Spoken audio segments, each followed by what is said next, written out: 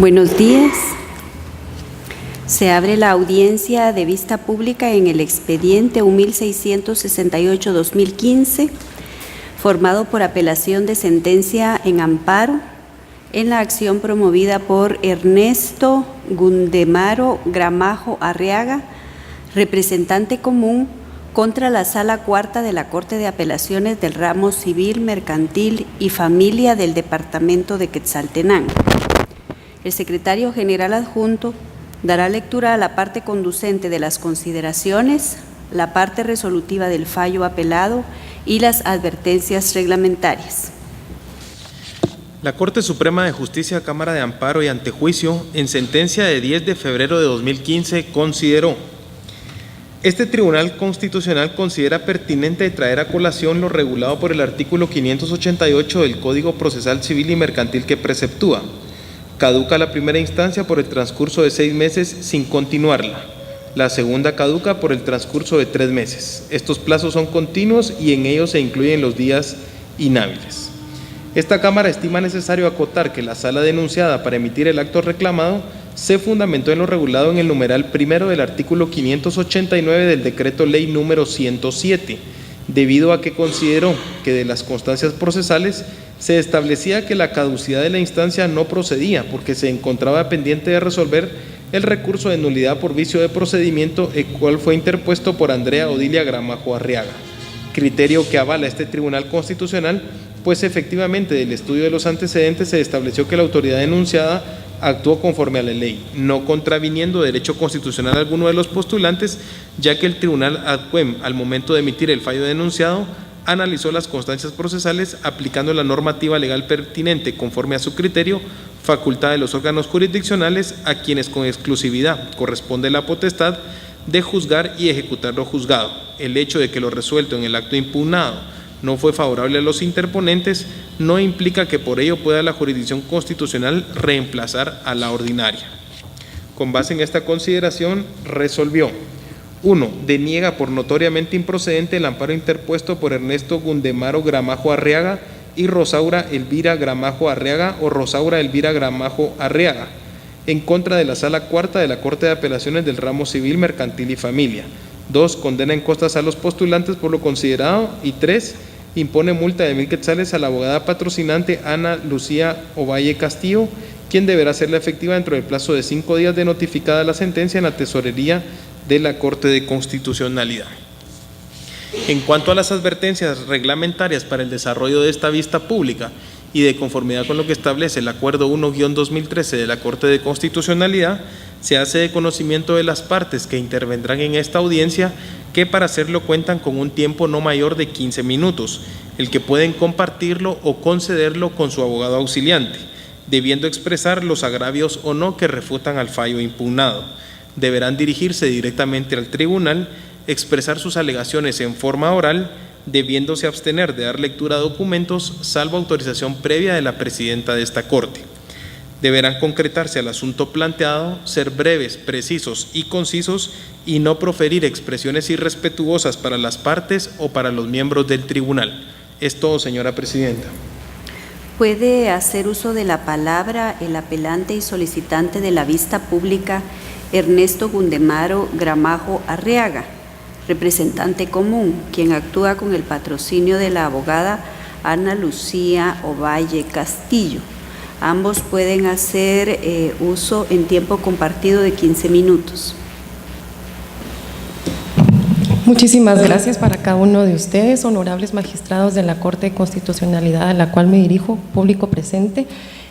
Primero que nada, y tomando en cuenta la premura del tiempo y de conformidad con lo que ha manifestado el secretario adjunto y también lo contenido en el Acuerdo 1-2013 de la Corte de Constitucionalidad en su artículo 67, tal y como ya se indicó anteriormente, solicito a la magistrada presidenta, si de ser posible, poder utilizar cierta documentación. Esta documentación únicamente va a servir para poder conceptualizar datos precisos para poder hacer un poco más precisa la exposición que voy a realizar. Por lo tanto, solicito la autorización para poder utilizarlos. Sí, puede hacerlo. Muchísimas gracias. A este respecto, y tal y como lo he manifestado, mi patrocinado en la calidad con que actúa, en primera instancia, lo que solicita es de que se declare con lugar la sentencia de apelación de amparo, la cual está contenida en el memorial de fecha 27 de febrero del año 2015. A este respecto, también mi manifestado, como lo indiqué anteriormente, en la calidad con que actúa, hace las siguientes observaciones a salvedades. En primera instancia, que lo manifestado por la Corte Suprema de Justicia constituida en Cámara de Amparo y Antejuicio no es cierto. ¿Por qué? Esta situación se da en primera instancia, como indiqué anteriormente, porque la honorable Corte indicada anteriormente manifiesta que la parte actora dentro del presente proceso planteó un recurso de nulidad por vicio del procedimiento. A este respecto se da una interpretación errónea de la ley, una interpretación errónea de dicha resolución, ya que al momento de hacer un análisis profundo sobre el expediente completo se determina que este recurso de nulidad por vicio del procedimiento no se encuentra en estado de resolver, se encuentra únicamente pendiente de darle o no darle trámite, situación que más adelante dentro de esta exposición aclararé. Igualmente mi patrocinado manifiesta también que tampoco pretende, tal y como aduce la parte actora o el Ministerio Público, que se realice una revisión del procedimiento. ¿Esto por qué? Porque se ve desde el punto de vista enfocativo de que se emitió una resolución que le perjudica y afecta sus intereses. Mi patrocinado, en la calidad con que actúa, lo que pretende es de que se emita una resolución conforme a derecho en primera instancia y en segunda instancia que se le restituyan los derechos que le han sido vulnerados. Asimismo, considero que es necesario hacer mención y hacer referencia que la Honorable Corte de Constitucionalidad, a la cual me dirijo, con fecha 20 de febrero del año 2014, le otorgó un amparo. Este amparo versaba en el siguiente hecho. En relación a esto, le ordenaba a la Sala Cuarta de la Corte de Apelaciones del Ramo Civil, Mercantil y Familia de la ciudad de Quetzaltenango que emitiera una nueva resolución, ya que la misma sala interpretó erróneamente 3 puntos fundamentales. El primer punto lo interpretó erróneamente en el sentido que mi patrocinado presentó una caducidad en la primera instancia. La sala lo interpretó que esta caducidad la estaba presentando a partir de la prescripción que él mismo presentó. En este sentido, no se puede concebir tal idea. Mi patrocinado presentó la caducidad de la primera instancia abarcando todo el proceso en sí. En segunda instancia, también le indica a la sala cuestionada de que la litis no está trabada y así debe resolverse. Y en última instancia, de que existe un recurso,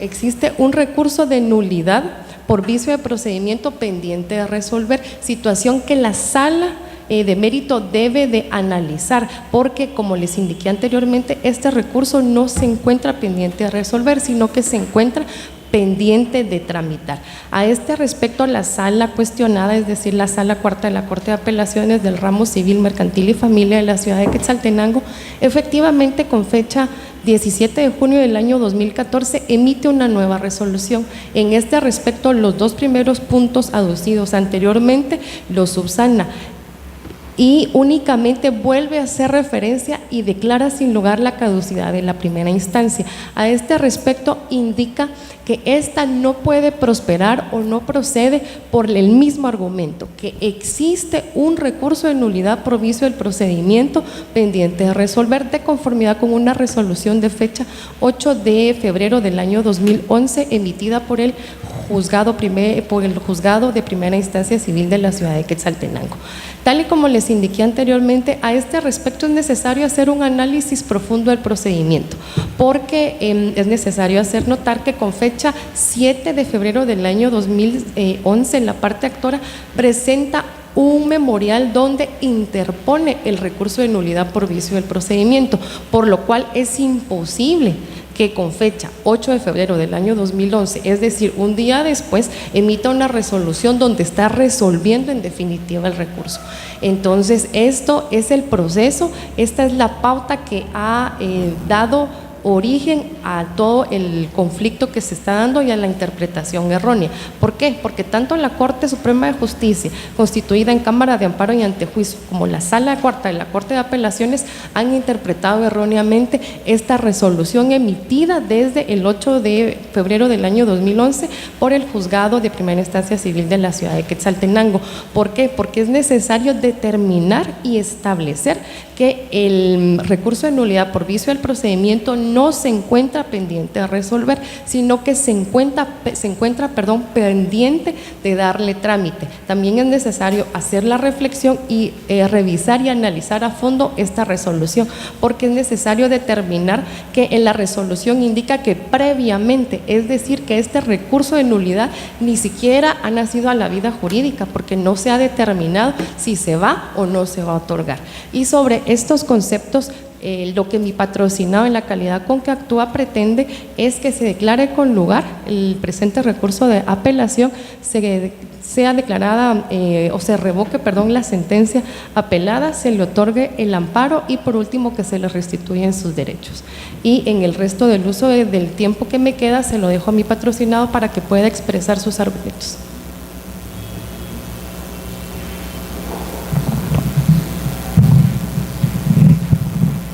Buenos días a todos los presentes. Muchas gracias. El motivo de que estamos aquí es de que no se encuentra en estado de resolver el proceso, y como ya lo explicó aquí la licenciada, ¿verdad? Entonces no le voy a volver a repetir lo mismo, ¿verdad? Entonces, muchas gracias, perdone. Sí, ya lo explicó mi licenciada. Gracias. Puede hacer uso de la palabra Andrea Odilia Gramajo Arriaga, quien actúa con el patrocinio del abogado Vinicio Antonio Laínez Godínez. Cuentan con 15 minutos en tiempo compartido. Gracias, honorable presidenta. En primer lugar, pues voy a tomar yo la palabra. Buenos días. En mi calidad de representante de la señora Andrea Odilia Gramajo Arriaga, en este caso ella actúa como tercero, porque ella es la parte actora en el proceso civil que ha hecho mención el amparista. En este proceso civil fue donde se emitió una resolución donde se declaró improcedente declarar la caducidad de la instancia, y esta resolución fue objeto de apelación que conoció la Sala Cuarta de la Corte de Apelaciones del Ramo Civil, Mercantil y Familia de Quetzaltenango. Este asunto ya fue objeto de un amparo anterior. El amparo anterior es el número 3929-2013. Dentro de ese amparo, la Corte Suprema de Justicia resolvió declarando sin lugar el amparo, porque planteó también el mismo señor Ernesto Gundemaro Gramajo, contra la honorable Sala Cuarta de la Corte de Apelaciones. En apelación de sentencia que vino a la honorable Corte de Constitucionalidad, se revocó esa sentencia de amparo y se resolvió ordenando que la Sala Cuarta de Apelaciones de Quetzaltenango emitiera nueva resolución fundamentando debidamente lo resuelto. Quiere decir que lo que ordenó la Corte de Constitucionalidad dentro de ese expediente fue que se emitiera una nueva resolución, no que se cambiara el fondo de lo resuelto, simplemente que esta nueva resolución debía ser debidamente fundamentada. Esto está en la sentencia de fecha 27 de febrero de 2014, dentro de este expediente 3929. Ahora, como consecuencia de esa nueva resolución que emitió la Sala Cuarta, esta fue con fecha 17 de junio de 2014, que es la que constituye el acto reclamado en este caso. La Sala Cuarta de la Corte de Apelaciones resuelve en el mismo sentido de declarar sin lugar la apelación planteada en contra del auto que declara improcedente la caducidad de la primera instancia. Ante esta nueva resolución, entonces, se alza el hoy amparista argumentando que se han violado sus derechos constitucionales Sin embargo, no se establece esta violación porque, a mi juicio, la Honorable Sala Cuarta de Quetzaltenango ha dictado una resolución dentro de sus facultades legales porque a ellos les corresponde conocer el fondo del asunto. Y no se trata en este amparo de buscar que se extienda ese conocimiento como a través de una tercera instancia. Dentro del amparo planteado no se establece concretamente una violación a derechos constitucionales y en todo caso considero que la Honorable Corte de Constitucionalidad no podrá dictar de ninguna forma una sentencia favorable al amparista, porque debemos ver el memorial de interposición del amparo. La petición de fondo de este memorial, si se me permite leerla, dice… En la parte conducente. Sí, la parte resolutiva de del memorial de planteamiento, perdón, la petición de fondo. Dice el memorial que se declara el momento de dictar sentencia con lugar la acción de protección constitucional de amparo. En consecuencia, se otorgue amparo definitivo y se mantenga y restablezca a los amparistas en la situación jurídica afectada y se suspenda en definitiva lo resuelto por la Sala Cuarta de la Corte de Apelaciones del Ramo Civil, Mercantil y Familia del Departamento de Quetzaltenango, con fecha 17 de junio de 2014, dentro del proceso número 9049-2010-00-676-2, oficial tercera, que resuelve sin lugar el recurso de apelación y confirma el auto apelado. Y se conceda el recurso de apelación. Eso es lo que pide en el memorial de fondo, que se conceda el recurso, y eso es improcedente porque el recurso ya fue concedido. Perdón. Por estar establecido en derecho la pretensión. En tercer punto pide que se revoque el auto apelado y cuarto punto pide que se condenen costas. No pide en qué sentido deberá emitir la Honorable Corte de Constitucionalidad un fallo en el caso de acoger la apelación, la cual en todo caso consideramos que es improcedente porque no se ha establecido concretamente en este caso que haya violación a derechos constitucionales, porque la Honorable Sala Cuarta, como repito, al momento de emitir su resolución, que es el acto reclamado, la dictó dentro del uso de las facultades legales que le corresponden. Muchas gracias. Solicito finalmente que se declare sin lugar la apelación planteada. Va a hacer a continuación uso de la palabra mi patrocinada.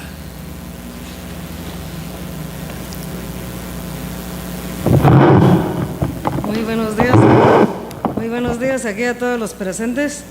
Únicamente yo aquí solo hago una aclaración que la Honorable Corte de Apelaciones ha resuelto todo legalmente, porque tampoco se había notificado también al licenciado Vladimiro, estaba pendiente de notificarlo y entonces no puede proceder la caducidad de la instancia, sería improcedente. También el amparo interpuesto por el señor Ernesto también es improcedente, no procede, únicamente, como lo ha dicho ya mi abogado. Muchas gracias. Puede hacer uso de la palabra el Ministerio Público por medio de la agente fiscal Sara Edith Zamora Ordóñez. Gracias, señora presidenta, Honorable Corte de Constitucionalidad, partes procesales y demás personas presentes en esta sala de vistas. Es función del Ministerio Público velar por el estricto cumplimiento de la ley, adecuando sus actuaciones a los principios de legalidad, objetividad e imparcialidad. Atendiendo a tales premisas, el Ministerio Público, en el presente caso, se pronuncia en el sentido de compartir el criterio sustentado por la Honorable Corte Suprema de Justicia, Cámara de Amparo y Antejuicio, en su fallo de 10 de febrero del año 2015, por medio del cual deniega el amparo promovido en contra de la Sala Cuarta de la Corte de Apelaciones de Ramo Civil, Mercantil y Familia con sede en el Departamento de Quetzaltenango. El Ministerio Público sostiene que conforme al artículo 203 de la Constitución Política de la República de Guatemala, es función de la jurisdicción ordinaria juzgar y ejecutar lo juzgado. Y sobre todo tomando en cuenta que el amparo no puede constituirse en instancia revisora de lo resuelto, sobre todo cuando aquellas autoridades han actuado en ejercicio de las facultades que les son propias y conforme la ley aplicable al caso concreto. Estima el Ministerio Público que el amparo es improcedente porque la sala recurrida, al momento de dictar la sentencia que se conoce en amparo, resolvió conforme a las facultades que le confiere el artículo 610 del Código Procesal Civil y Mercantil, y principalmente con fundamento en lo establecido en el artículo 589 del mismo cuerpo legal, al considerar que en este caso no procede la caducidad de instancia promovida, pues existe un recurso de nulidad previo a resolver, estableció el juzgador que debe notificarse a todas las partes, y en ese sentido, pues dicha causa no puede ser imputable a la parte que ha promovido el recurso, y por lo mismo a la sala le asiste la razón al considerar que no es procedente la caducidad de instancia en este caso.